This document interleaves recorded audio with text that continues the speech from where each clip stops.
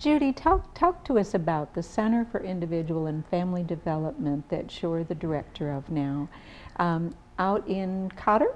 It's in Gassville. I'm sorry, it's okay. I shouldn't notice the question mark. It's in Cotter? Question mark? No, it's in Gassville. Yes. So we want to let people know that it has moved from the old Cotter location. It is now in Gassville. Yes. And who exactly are your clients? Okay.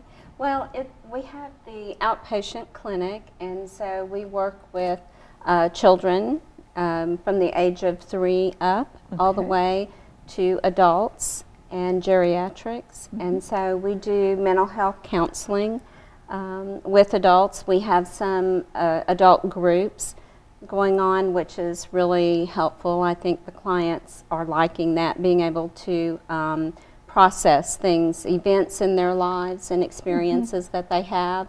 So it can help with coping skills. And so they can learn from the group that's there on how they dealt with a particular situation and learn, and yet still guided by a professional that can make sure that, no, that might not be the anger, we may need a little anger management at this point. That might not be the best way to handle something. So. Yes, I think so. And they get support, and I think that's real helpful in a healing process. Sure, sure. And now, do you do a lot with families? Yes, we do. We do family counseling. We do couples or marital counseling, and also children with families too. Where would your referrals be coming from? Really, we get referrals from, I would say, a lot of different places in the community. Of course, the doctors and clinics in the area. We've also had some self-referrals. We've had schools referrals. If there's behavioral issues, for instance, with a student, that the counselor may say, you know what, this would be, talk with the parents and talk with the student and say, we've got an option for you. Yes, yes, and that has been really good because we now have Letitia Olson, who's a licensed professional examiner, and if a family has a child that's having some difficulties in school, we have someone that can do some testing and kind of see what areas that the child might need some help in, and then we can coordinate with the school. So we're real excited about that. We had Letitia on the show, and she's such a delight. Oh, she is. She's just so grounded and so solid and really knows her stuff. So yes, she does. Yeah. Yes, and she's a go-getter. Yeah, so that's great because we've got folks in the area that just really don't have coping skills or don't know. I know you'll laugh at this, but I always call it the ham in the pan, and it's the old thing of the 2 daughters creating Easter dinner one time, and the ham, and the ham won't fit, so they call up their mother and Mom, it just won't fit, and they finally call Grandma. The recipe came from Grandma, and it's called, Grandma, this just won't fit. What are we going to do? And Grandma says, well, cut it in half. You know, that's what we always did. And it was just a tradition that got passed down, and you know, it's the way people have always done things until they're shown another way to do something. So. Yes, and I think sometimes when talking with a professional or a counselor, it also creates an environment where somebody can explore different options. You know, sometimes you talk with your friend or you talk with your family, and sometimes I think talking with someone that's not so closely involved, you can get a new perspective. You know, you can look at things in a different way, just like you're describing with the ham.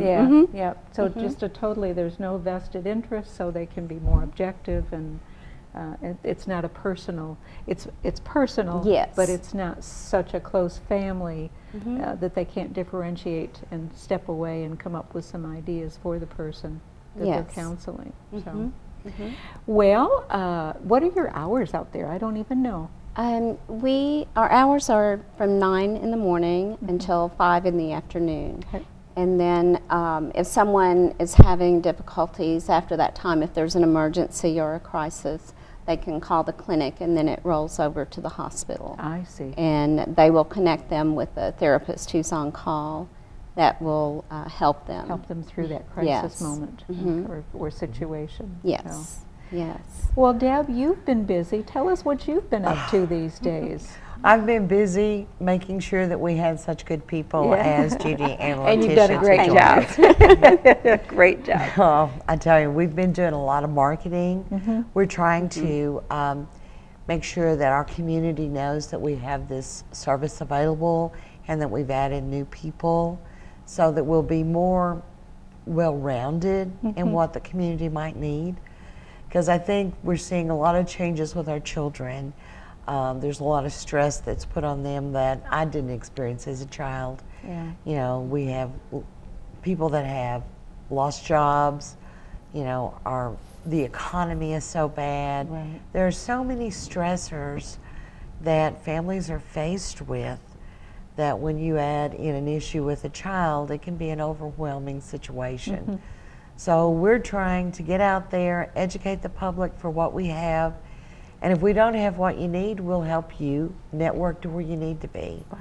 Because it's all about helping our community so that we can all enjoy each other and the community and be the best that we can be. Absolutely, and you're right when you say there are so many resources available to this community and all of the Twin Lakes area, surrounding areas, that people are just not aware of. And you know, it's the thing somebody say, well, why don't you put it in a newspaper? Why don't you put it on the radio?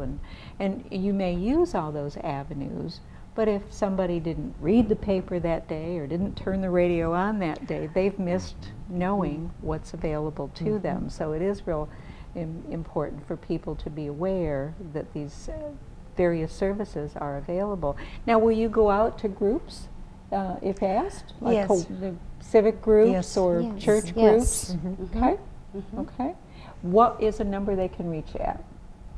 It is 435 435 5511. 5511. Pretty easy to remember. Okay, Yes. we'll announce that again at the end of the show.